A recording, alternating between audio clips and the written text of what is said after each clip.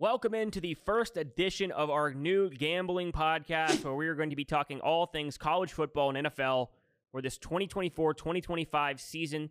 Before I jump into any of the games, I want to discuss real quickly who I am, our strategy here, and what we're going to be doing on this show. My name is Dylan Leak. I have been in the sports betting realm since all the way back in 2009. So I've been doing this for almost 15 years, and I've been doing it successfully for a long time here with documented records picking above 60% in college football over the last 5 seasons, as well as the NFL.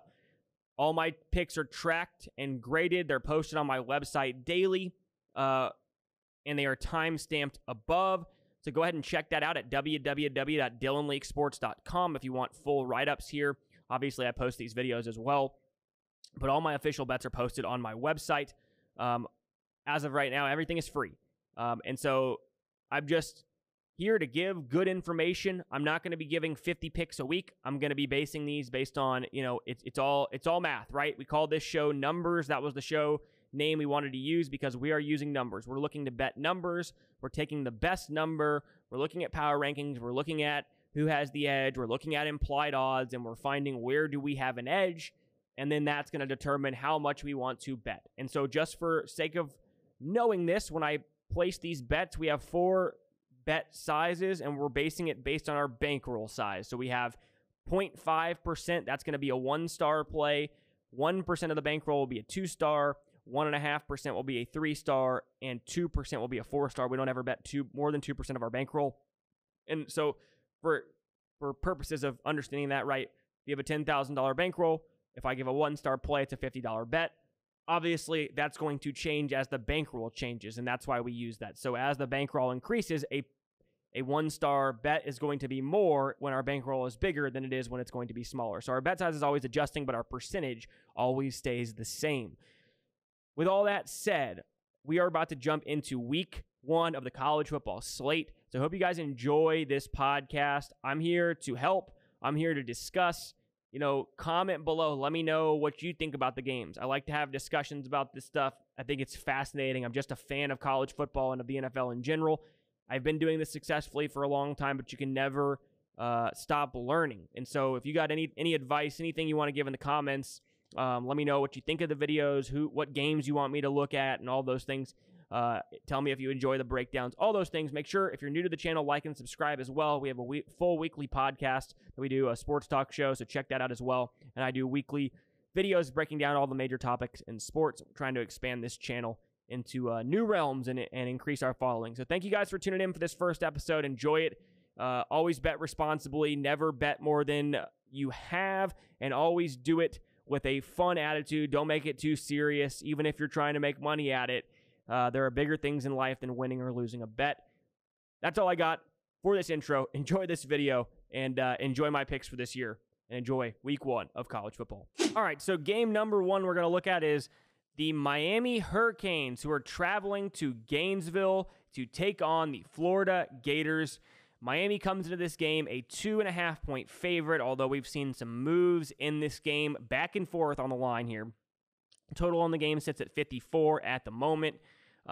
This is the first meeting since 2019 between these two teams, a game in which Florida came out victorious. They've only played 7 times since 1988. When we look at Miami last season, they started the year 4-0 before the disastrous loss at home to Georgia Tech, a game that all they had to do was take a knee and win the game. Mario Cristobal did not do that. A fumble ensued, and we know what happened next. Georgia Tech went 80 yards and scored a touchdown as time expired and ended Miami's undefeated run, and they kind of fell apart down the stretch after that. Lost to North Carolina, lost to NC State, lost to Florida State, lost to Louisville. Now, a lot of those teams were solid, ranked teams, but then lost the bowl game to Rutgers, finished the season 1 game over 500, had a below 500 record in ACC play, and now all of a sudden, Mario Cristobal feeling a little bit of heat on that seat. On the other side, the Gators, in a kind of similar fashion, started off the season 3-1, 5-2, just needing 1 win in their final 5 games to get bowl eligible. Could not do it. Lost out down the stretch 5 straight to Georgia, Arkansas, LSU, Missouri, and Florida State. Not the easiest schedule, but the worst one being that November 4th loss at home to Arkansas in overtime, a 3-point loss that probably cost them a bowl game.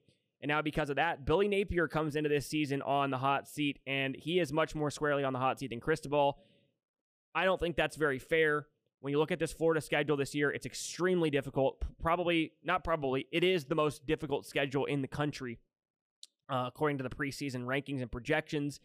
And if Napier is unable to make a bowl game, he may not make it to year 4. This is a big game for both schools. Miami brought in all of this talent in the transfer portal, right? I mean, this is a team with Cristobal that has an unlimited budget, right? Cristobal has daddy's credit card. He can swipe it on whatever he wants. And they did that in the portal. They wanted a defensive lineman who was the 69th ranked player in the portal. Here's $900,000. We'll take you. Come on over, right? He did that with a lot of guys. So you come into this season with the highest paid or second highest paid roster in college football. You paid your quarterback a rumored $3.5 million, a guy who did not even take his team to a bowl game last year at Washington State, albeit he's a solid college quarterback. And you go out and lose your first game to a team whose win total is projected below 6. They're not supposed to make a bowl game.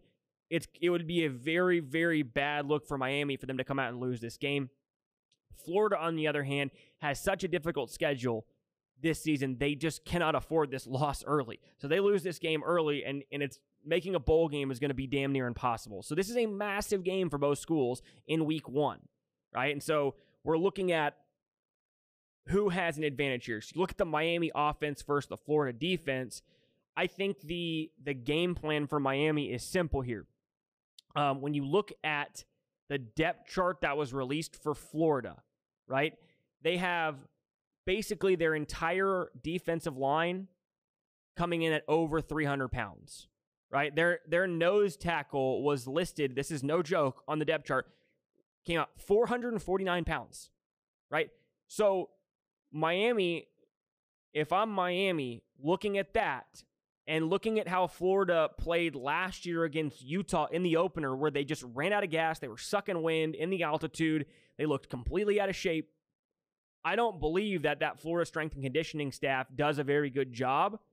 If I'm Miami, I am pushing tempo, right? You have the guys to do it.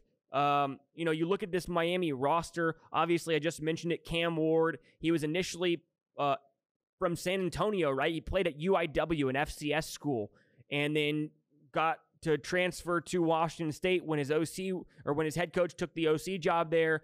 Had a statistically good year last year at Washington State, ends up transferring now to Miami for a ridiculous amount of money, over $3 million. Is he worth $3 million? Absolutely not. Is he a big upgrade from Tyler Van Dyke last year? Yes, he is. So this is going to help, right? Mark Fletcher's back. He's going to play a ton. They got the Martinez kid who was a bell cow for Oregon State last year. Just loads of talent. Restrepo's back. He's one of the best wide receivers in all of college football. I think he's going to be a good pro in the slot. The offensive line is good. The only question is they lost their all-world center, and he's kind of the communicator of that group. That's going to be a position that needs to be filled. They're going into a hostile environment here in Gainesville. That'll be something to monitor here. But if they can manage that new piece there and the fact that they have a lot of transfers, I think they're going to torch this Florida defense, right? Like, I just don't see a path where Florida's getting a ton of stops unless Miami just hurts themselves, unless Cam Ward's turning the ball over or the offensive line is struggling with the noise in Gainesville. But I really think Miami's going to have a lot of success here. This Florida defense, was, if we're being honest, they were terrible at the end of the last year, right? First 7 games, they gave up 20 points per game. They were pretty solid. The last 5 games, just under 40 per game. It almost doubled. Almost 500 yards a game.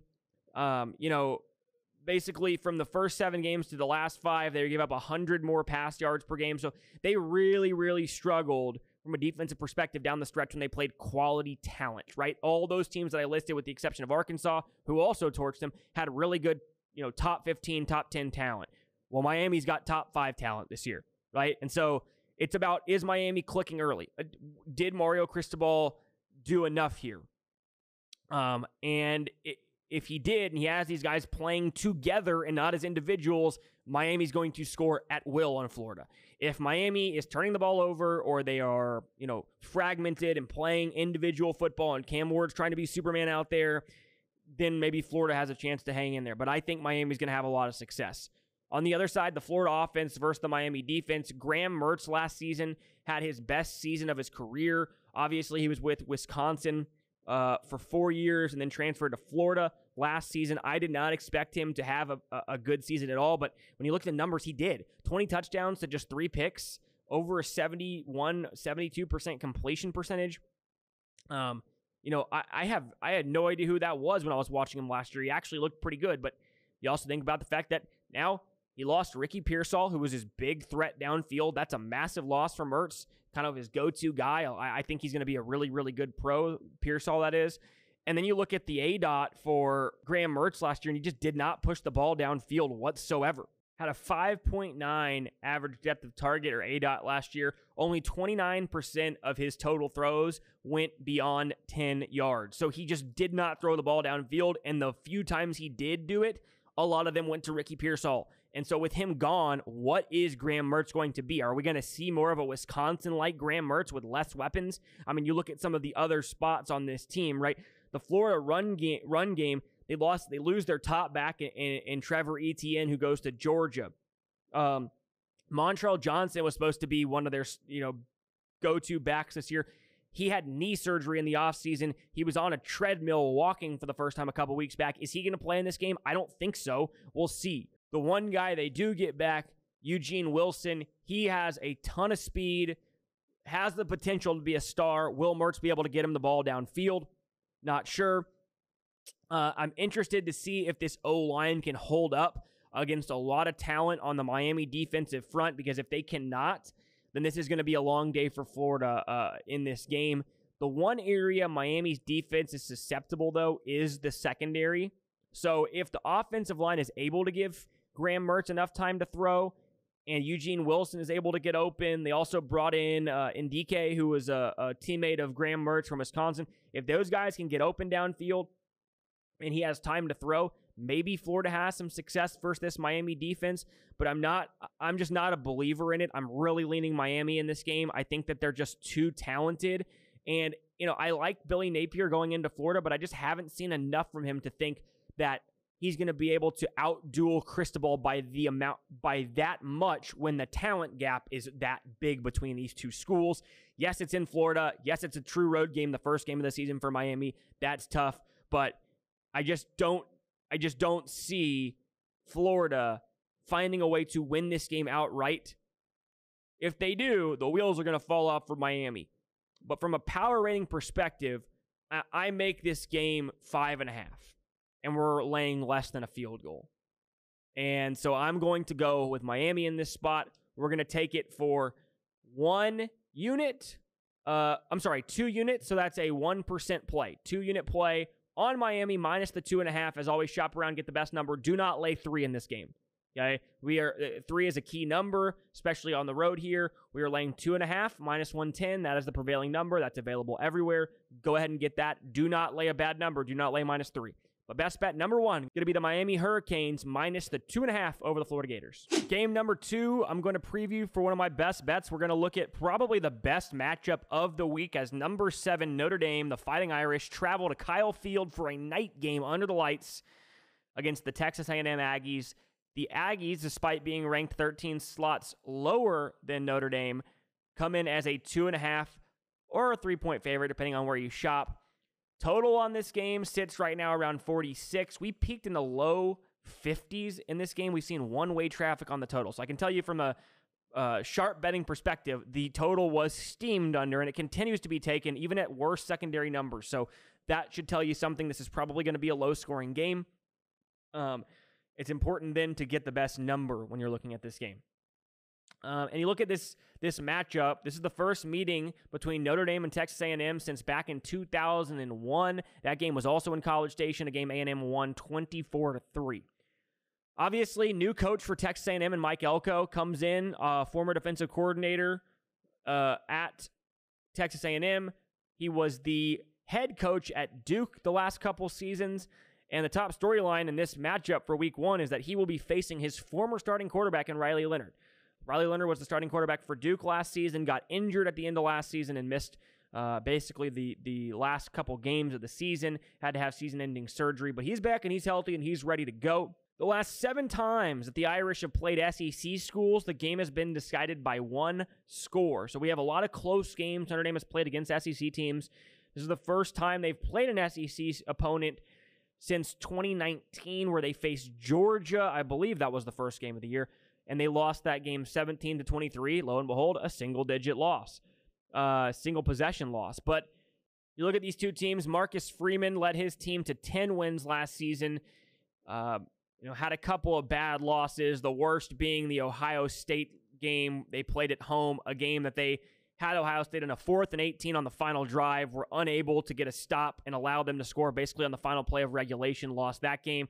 Whoever did Notre Dame's schedule last year should absolutely be fired. One of the most brutal schedules I've seen in college football in a long, long time. 4 consecutive weeks against ranked teams. 2 of the 4 road games, played in Ireland week 1, didn't have a bye until week 10. It was pathetic, whoever created that schedule. Played Clemson on the road late in the season. So hopefully this year they have a much easier schedule. They'll find more success. On the other side, we have A&M. Obviously, as I mentioned, new head coach in Mike Elko. A&M comes off a 7-6 season. They finished 7-5 in the regular season, lost in the bowl game to Oklahoma State. So not a great year. Obviously, Jimbo Fisher gets fired with a few games left. They battled injuries. Their starting quarterback, Connor Weigman, only started 3 games last year before getting injured, or 4 games rather. Max Johnson stepped in as the starting quarterback. He's already transferred out of there to North Carolina. They're hoping Weigman can stay healthy this year. When we look at these two teams in their current form, though, and we look at the A&M defense taking on the Notre Dame offense, let's look at the most impactful matchup in this game, and that is the offensive line of Notre Dame versus the defensive line of Texas A&M. And we think about the players from Notre Dame perspective. They had one of the best offensive linemen in college football. He was the top offensive lineman off the board in the NFL draft, and their left tackle in Joe Ott. Unbelievable talent, and he is gone. Well, the supposed replacement, Charles Jogsaw, tore his pectoral and is out for the season. So now that's a 2-level drop here. You don't only lose your starting all-world left tackle, but you lose his backup as well. So they have a brand new, essentially 3rd-level left tackle starting here. That's a concern, especially against A&M's edge rushers. They have a freshman starting at left guard in Anthony Knapp. And look, this is just a wildly young offensive line here, right? They have 6 combined career starts on that offensive line. None of them are together as a group. So this is a brand new group playing together for the first time, and they're playing under the lights at Kyle Field, which is one of, if not the toughest places to play. I'm a Longhorn fan. I hate saying that, but it's the truth of the matter. It's a tough place to play. A&M, not always a great football team. They always have a great environment to play in. I'll give them that. So we look at this A&M defense against that offense, and it's just elite, right? They got Nick Skirton, the number 1 edge in the portal, 26% pass rush win rate, freakish speed, sets the edge well, right? He's going to be probably a top 15 pick in the NFL draft next year. Shamar Stewart supposedly has gotten a lot better in the offseason. He had a 14% pass rush, 14% pressure rate on pass rush snaps last year. DJ Hicks, he was the number 1 defensive lineman in the 2023 class. I mean, look, you just look at the talent level all around here, and it's just immense, right? They have talent all over the defensive front. And then you look even last year with a subpar coaching staff. They had a 22% stuff rate and a 15% havoc rate created. It was an elite defensive line last season, and this is with bad coaching. Now you bring in a guy who is going to get the most out of his guys with a super talented bunch. This is a really, really bad matchup for Notre Dame. Huge edge for A&M in the trenches here on this side of the ball.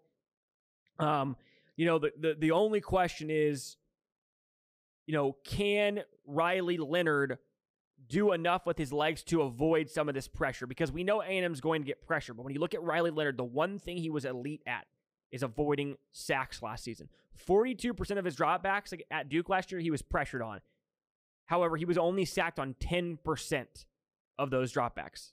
So, of those pressures, right? So, you're talking about on almost half of snaps, he was getting pressured, and only 10% of those half of snaps was he actually sacked. He is elusive, getting away from defensive fronts, finds ways to prolong the play. Now, the one thing that he doesn't do well is he does not find guys down the field when he does get out of the pocket. So that's kind of a key here, I think. If you're watching this game and you're not betting on it, or if you are betting on it and you're trying to gauge how the game is going and it's close early, if Riley Leonard is getting out of the pocket, but he's not completing passes down the field, it's not going to matter. It's not going to be enough. A&M will wear them down.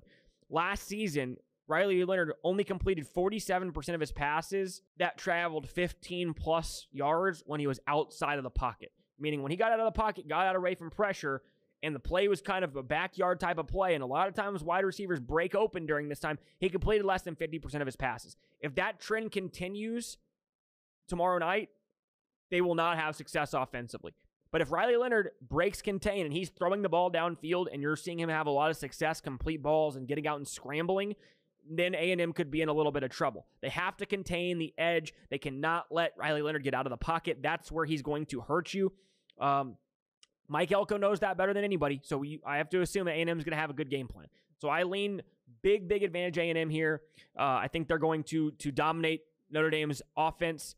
The question then is on the other side of the ball. Can A&M's offense do enough against Notre Dame's defense? And the edge definitely on that side of the ball goes to Notre Dame. You look at A&M. A&M brings in a new offensive coordinator in Colin Klein. I was actually very surprised that he went to A&M. I thought he would stay at Kansas State, which was his alma mater.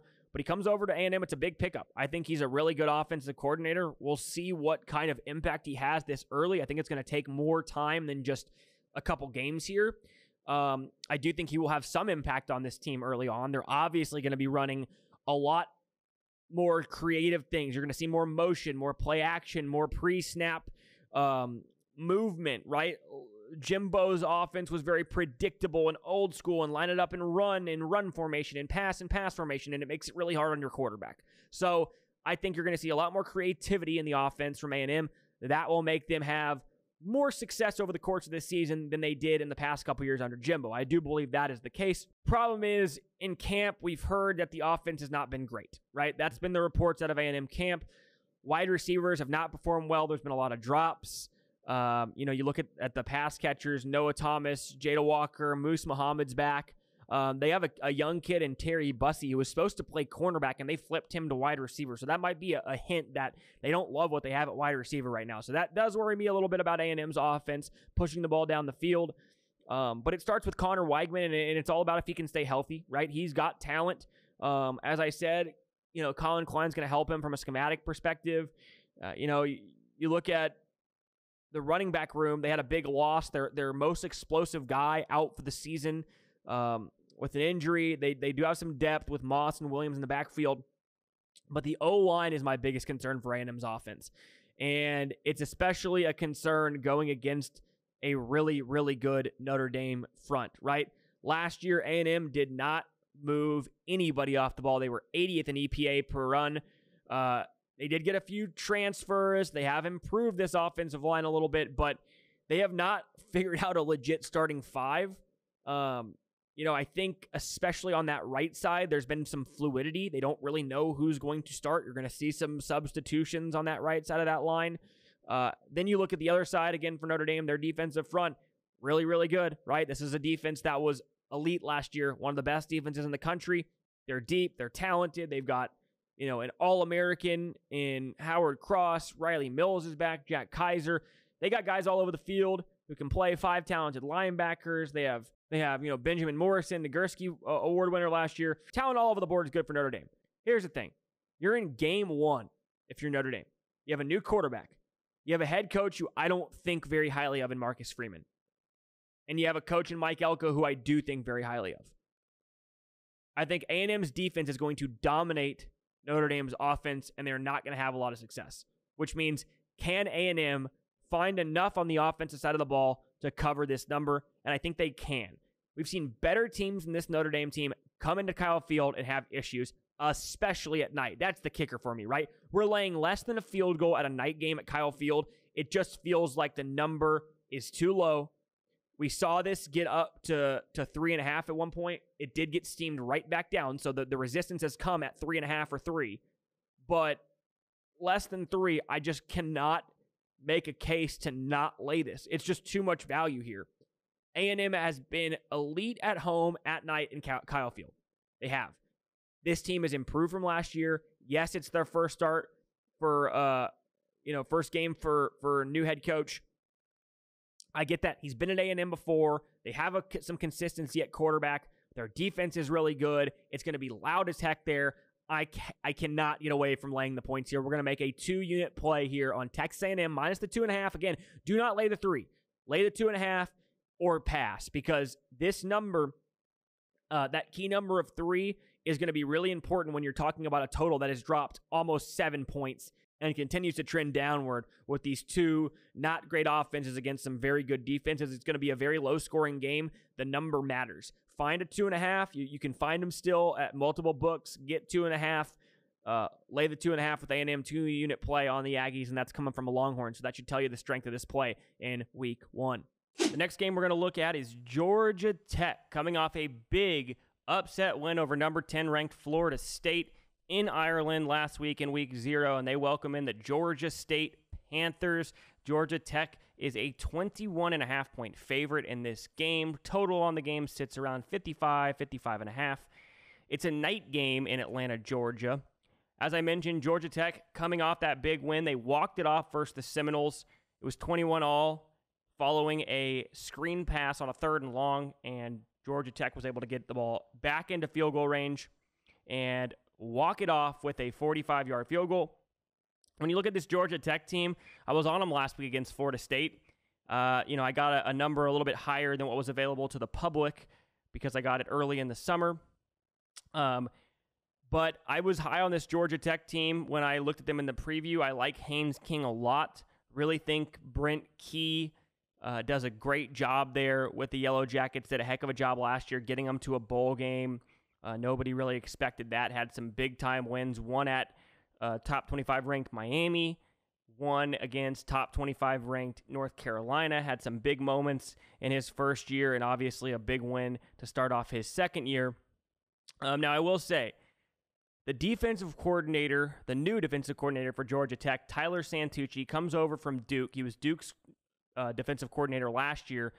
I'm not going to quite jump on the bandwagon like Joe Tessitore did. Joe Tessitore basically announced that this guy was the second coming of Jesus Christ and the savior of Georgia Tech football in a half. Georgia Tech's defense did look much improved. They did a great job in the trenches, but I'm not going to act like, I didn't see what happened in the offseason, which is Mike Elko got the head coaching job at Texas A&M, and Santucci was his DC at Duke. He was also at A&M with Elko back when Elko was an assistant and a DC there. And he did not take Santucci with him to A&M, which you would think he would take his DC after having a lot of success at Duke. That was a red flag to me. So I was interested to see how he did. And he did a good job in that first game. But you also have to think about what Florida State brought in there. They're coming in losing their Heisman candidate quarterback in Jordan Travis. They lost a top 2-round pick in Benson. Lost 2 top receivers to the NFL draft. Keon Coleman went basically in the first round. He was the first pick of the second round. So you lose basically your 4 best offensive players, and you come in with a new quarterback in DJU, who's at his 3rd school in 3 years, right? Clemson, Oregon State, now Florida State. New running back, new wide receivers, and it didn't look good for Florida State offensively with the exception of like 2 drives the entire game. And then you look at kind of how Florida State played within this game, and it's basically how DJU has played his entire career. He plays in a phone booth. He does not push the ball downfield. He had a negative ADOT, which is average depth of throw, how far you throw the ball downfield. Negative ADOT in the first half on 12 of 14 completions. So, he's not pushing the ball downfield at all, and Georgia Tech realized that, and they basically started to stack the box after that first drive and said, go ahead and throw on us in those short yardages and short intermediate routes. Go ahead and try to run on us, and they couldn't do either. And then the only drive that they actually started to try to push the ball down the field was the last drive Florida State had, and what happened? They went right down the field and scored a touchdown and tied the game. So I'm not going to say yet that Tyler Santucci is the savior of the Georgia Tech defense. I think he did a good job in game one, and I think it's an upgrade from what they had, absolutely. But I think it's a wait-and-see type thing for me, right? Then you look at the other side of the ball with this Georgia Tech team, and as much as I like Haynes King, he's a gamer, right? He made some big-time plays. You know, the last drive had a huge throw on 3rd and 8 early in the drive to keep it alive on a blitz. Saw the blitz coming, got it out to his check, got the first down, kept the drive alive, which led them to, win the football game on the game-winning field goal. However, when you look at the numbers, right, Haynes King only completed 11 passes. He was 11 of 16 for 146 yards. Yes, 9.1 yards per pass, but did not consistently move the ball through the air in chunks. They didn't look all that explosive with the exception of that first drive where they went right down the field on Florida State. You take away that drive, they weren't all that explosive. They were efficient. And it was against a Florida State team who, again, lost a bunch of guys to the NFL, lost a lot of their defensive linemen to the NFL. The defense did not look good. I think Georgia Tech finished with above 5 yards per carry, 5 yards per rush. So I guess I don't see this Georgia Tech team as a super explosive offense, or at least they didn't look that way in game one. Now you're asking them to cover over 3 touchdowns for a team that scored 24 points in game one. I'm not comparing Georgia State to Florida State, but I'm just saying it's a big number to cover for a team that did not look all that explosive in week one offensively.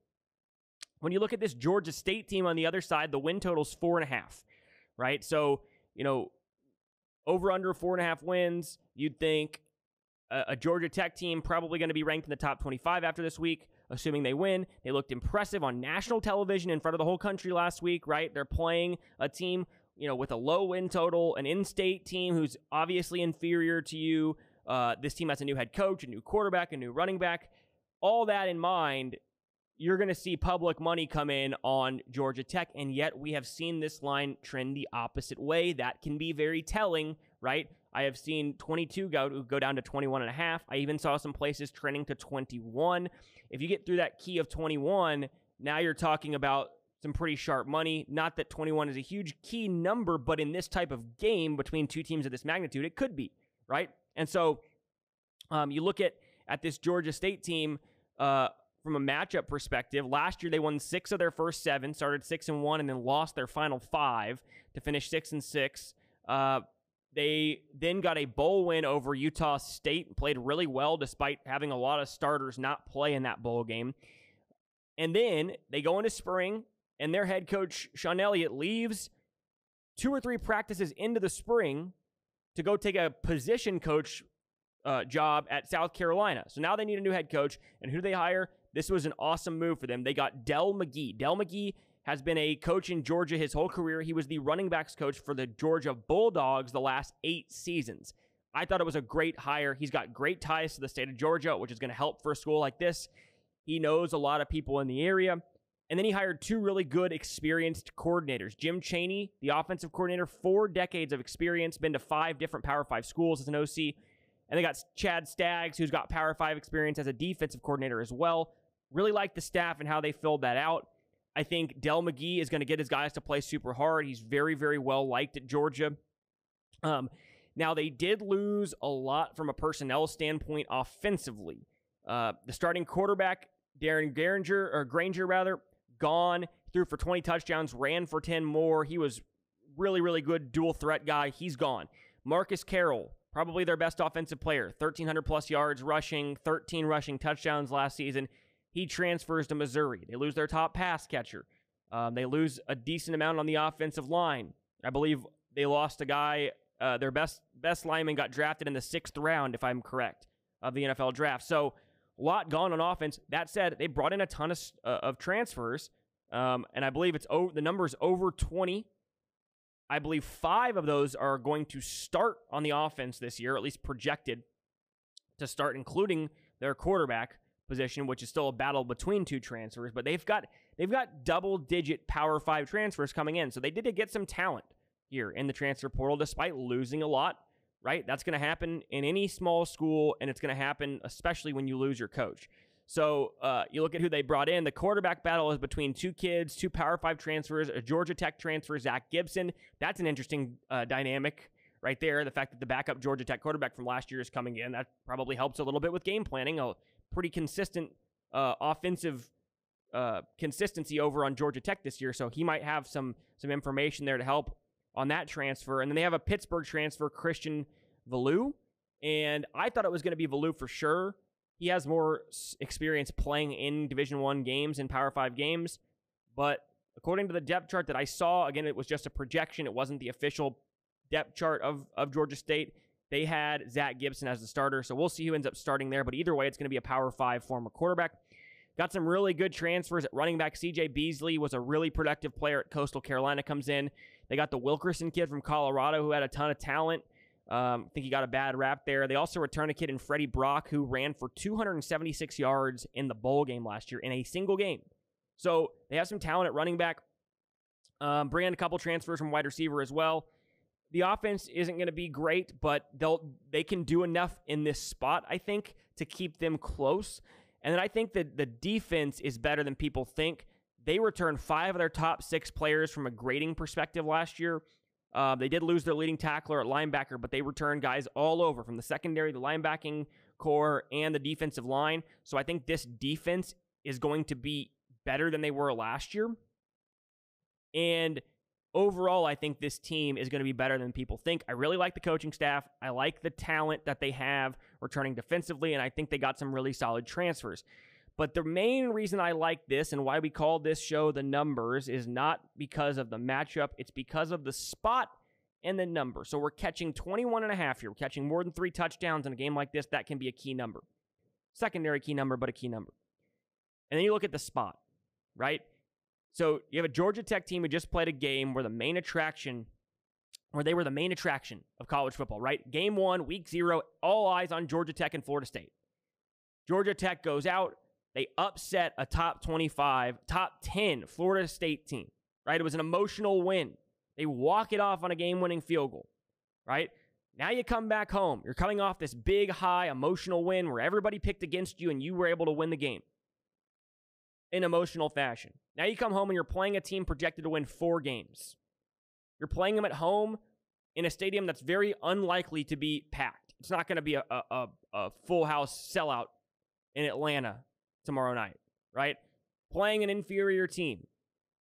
All those things contribute to make me think this is going to be a big letdown spot for Georgia Tech. Then you have the travel factor, right? And we've seen this with NFL teams a lot since they've started playing the London games. Teams who travel and come back from that London game tend to really struggle the following week because your body time is messed up, right? And I think this Georgia Tech team coming off that emotional win, coming back from that time change, they spent more time over there than Florida State. Florida State really messed up that travel. They went in way too late, and that was partially why they struggled so much offensively. They got in on, I believe, Thursday morning and played Saturday morning. Anyway, I think it's a bad spot for Georgia Tech in general, travel, emotions, all of that stuff. And then you look at last year. How did this Georgia Tech team respond off of big wins last year? Well, week 4, they played Wake Forest on the road. They were coming off of losing 2 of their first 3. It was a big game for their season. They really needed the win. They were on the road against a team they were an underdog against, and they go out and they beat Wake Forest. What do they do the next week? They come back home and they get upset by double digits by Bowling Green. They lose by, I believe, 12 to Bowling Green State. Come back the following week. Go on the road to Miami. A big emotional win. The game where Mario Cristobal refused to take a knee, threw up all over himself. Georgia Tech wins in the final seconds on basically a Hail Mary. And Georgia Tech comes back the next week after that win over Miami, and what do? They do the exact same thing. They shit themselves. They lose by more than 2 touchdowns at home to Boston College. So you have a team who, in big spots last year after emotional wins, big wins for their football team, had big letdowns the following week and did so both times in home games against below average competition. right? Games they were favored in, that they were supposed to win. That's, I think, an important distinction here. Because of all of that, because of the travel, because of the fact that I'm not that high on Florida State this year, because of the fact that I think this is a really tough spot for Georgia Tech, big letdown spot, I like Georgia State in this spot. I also want to say there's a lot of thoughts around college football for people who are recreational bettors that teams who play that first week have an advantage over teams who did not play that first week, right? So a team playing their second game has an advantage over a team who hasn't played yet. Actually, that's wrong.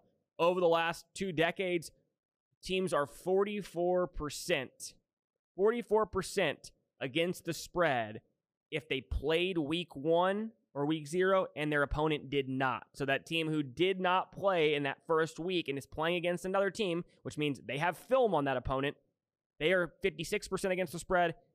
Oppositely, contrarily, the other side, 44% for teams like Georgia Tech. So because of all of that, we're going to take the Georgia State Panthers plus the 21.5. As always, shop around, get the best number. We do not want to take this below 21. 21.5 is important because it's 3 touchdowns. We're catching the extra hook. We'll lose by 21. We still win the bet. So as always, shop around for the best number. Don't take a bad number, but we're going to grade this officially at 21.5. We made the Georgia State Panthers for best bet number 3 of the week.